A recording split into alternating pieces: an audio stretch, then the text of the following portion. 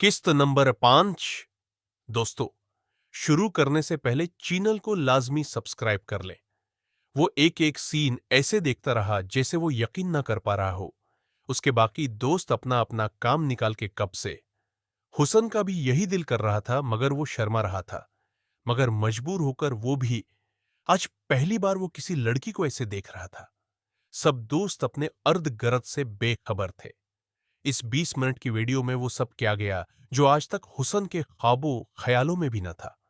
Film खत्म होती गई। सब दोस्त अपना काम खत्म कर चुके थे और कुछ अभी कर रहे थे। जब सब अपना अपना काम निकाल चुके तो सब एक एक करके अपने घर को चल दिए। हुस्न और काशिफ भी अपने घर को चल पड़े। काशिफ रास्ते पर हुस्न से पूछता है कि उसे कैसी लगी ये मूवी, और हुस्न बोला, यार ये क्या था, अलग ही दुनिया है यार। वो गिंजा अंग्रेज कैसे इस लड़की के साथ। काशिफ भी बोला, हाँ यार, काश उसकी जगह में होता। ये बातें करते वो ट्यूशन सेंटर पहुंच चुके थे। वो लेट थे, मगर हुसन छुट्टी नहीं करना चाहता था।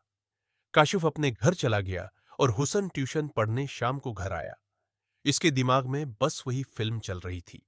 इसकी बहन ज़ैनब पर अब वो जरा भी ध्यान नहीं दे रहा था, और ज़ैनब इस बात को कई दिन से नोट कर रही थी। मगर आज खाना खाते हुए ज़ैनब भी चुप रही, क्योंकि उसके दिमाग में भी सुबह की गलती घूम रही थी जो उससे हुई थी।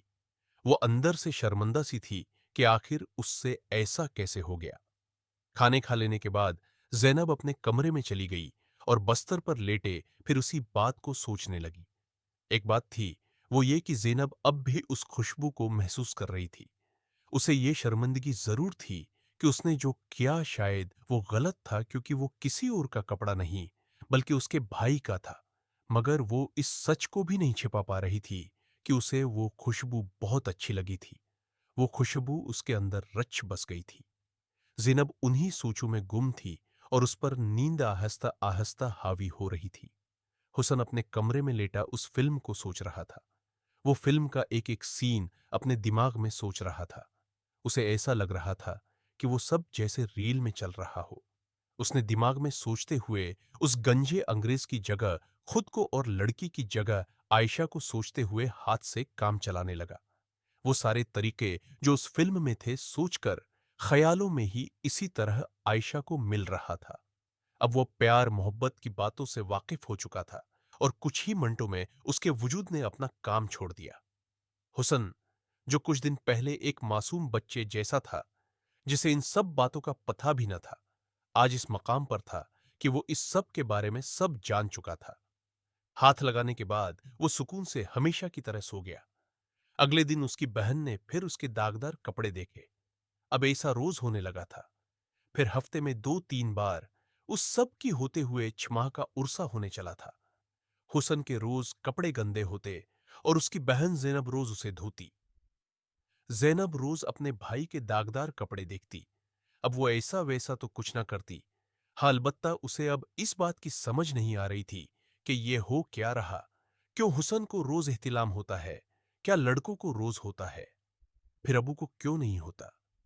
शायद अबू बूढ़े हैं और हुसन अभी जवान हुआ है इसलिए। ज़ैनब अपनी ही दिमाग में सवाल भी करती और उसका जवाब भी देती। वो इसके बारे तो अम्मी अबू को देखकर जान पाई थी, मगर अब भी बहुत सी बातें थी जो वो नहीं जानती थी। वो इस सब के बारे हुस्न से भी नहीं पूछ सकती थी, न ही मां से बात कर सकती थी। इसी सोच में गुम थी कि उसे अचानक ख्याल आया कि जैसे वो हाथ से काम निकालती है, कहीं उसका भाई भी ऐसा न करता हो। मगर भाई की ये सोचकर उसकी जुस्तजू बढ़ी। वो जान गई थी कि जैसे वो अपने हाथ से, वैसे हुस्न भी करता होगा, मगर कैसे, और ये सब लड़के कैसे करते हैं। इससे उसका सस्पेंस बढ़ा और उसने भाई पर नजर रखने को सोचा। दूसरी तरफ हुस्न, जो कि अब मास्टर बन चुका था, अब बस वो ये सब रियल में किसी लड़की के साथ करना चाहता था। उसके तमाम दोस्तों की लड़कियां दोस्त थी, मगर ये वाहद था जिसकी कोई लड़की दोस्त न थी। बाकी दोस्त भी अभी अपनी दोस्त लड़कियों के साथ ना कर पाए थे, मगर कम उज कम उनको छोकर। मगर हुसन उस चीज के भी मजे न ले सका। वो बहुत दिन आयशा के पीछे लगा रहा, मगर उसकी दोस्ती तो दूर, उससे बात भी ना हो पाई। उसके अलावा भी कई लड़कियों पर हुस्न टराई मार चुका था, मगर किसी भी लड़की ने उसे मुना न लगाया। हुसन दुखने में ज्यादा कोई प्यारा भी न था और न ही कोई गया गुजर, बस नॉर्मल लड़का था। इससे लड़कियों को दोस्त न बना पाने की दो वजह थी। एक उसका डरपोक होना, दूसरा इसका गरीब होना, और उसके कोई रिश्तेदार भी न थे जिनकी बेटी पर वो मजे करता अपने एक दोस्त की जैसे जिसने अपनी कजन को पटाया हुआ था।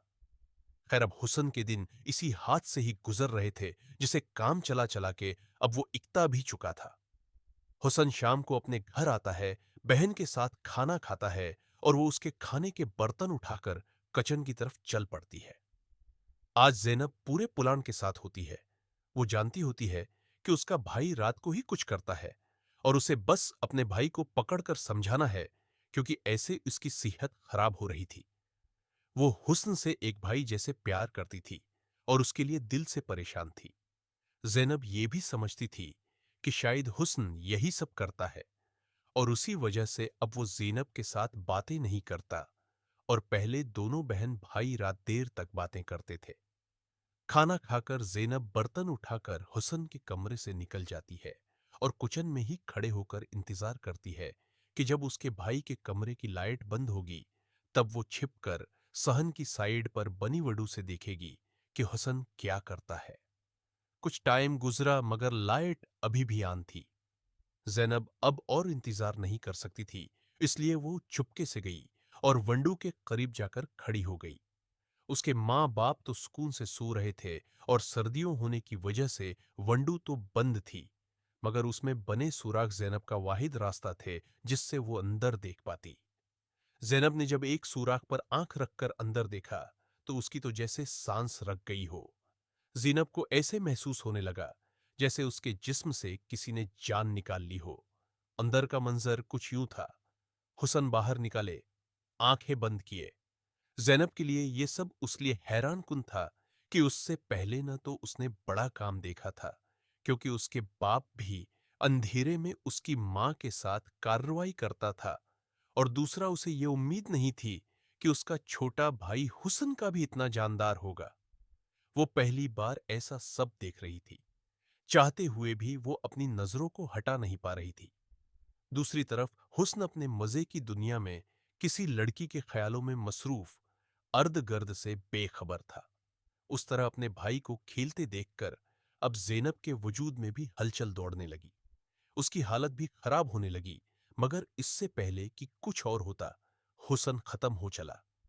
जैनब ये सब देख हैरान थी। इतनी सर्द रात में भी अब उसे गर्मी लग रही थी। वो भाई को अजीब से देख रही थी।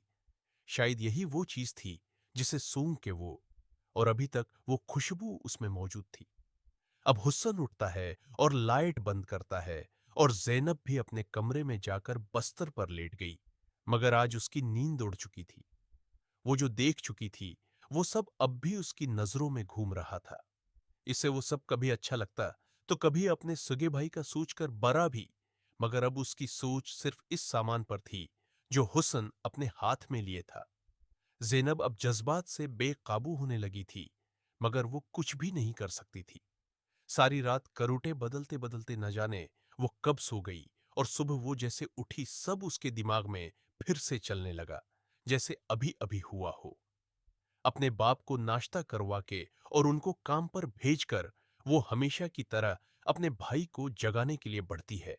उसके कदम भारी हो रहे होते हैं। रात वाले वाकये से अब तक वो निकल नहीं पाई। जैसे ही हुसन के कमरे में जाती है तो सामने उसका भाई हुसन बेखबर सो रहा होता है। हुसन पर नजर पड़ते ही रात का वाकया उसे ऐसे याद आता है जैसे वो हुसन के बेड के साथ खड़ी है और वो अपने बेड पर लेटे वही सब कर रहा है। अपनी सोच को खत्म करते हुए वो हुस्न को जगाती है और खुद कुचन की तरफ चल पड़ती है। हुसन अपनी यूनिफॉर्म पहनकर आता है और वो दोनों बैठकर नाश्ता करते हैं। जैनब अपने भाई से नजरें नहीं मिला पा रही थी। उसे एक अजीब सी शर्म महसूस हो रही थी। हुसन नाश्ता करके स्कूल चला गया और जैनब उस वॉशरूम में, क्योंकि वहां वो गंदगी से भरी अपने भाई के कपड़ों को देखना चाहती थी। मगर अभी वो पहुंची ही थी कि मां की आवाज आई कि उसे नाश्ता दे। वैसे ही मड़ी और मां को नाश्ता देने के बाद बर्तन धोए और सफाई में लग गई। दोस्तों मजीद देखें किस्त नंबर 6 में, और उसके लिए हमारे इस चैनल को लाजिमी सब्सक्राइब कर ले और साथ बेल आइकन को भी दबा दे।